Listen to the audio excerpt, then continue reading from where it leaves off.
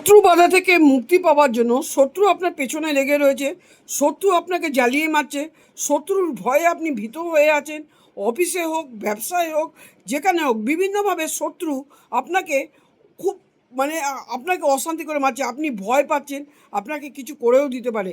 যখন দেখবেন এরকম, শনিবার দিন কি করবেন, আকন্দ ফুল বা ধুতরা ফুল গাছের যেই পাতাটা হয়, কি করবেন, 5টা পাতা নিয়ে আসবেন, একটা কাজলের কৌটো নিয়ে আসবেন।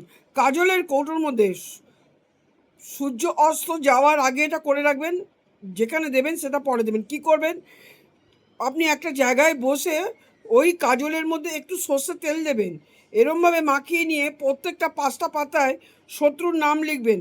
নাম লেখার পরে নীল সুতো আপনি পেয়ে যাবেন দশকর্মার দোকান দিয়ে, ওখান দিয়ে বোটার সঙ্গে বেঁধে বেঁধে আপনি 5টাকে দূরে দূরে বেঁধে একটা মালার মতন তৈরি করুন।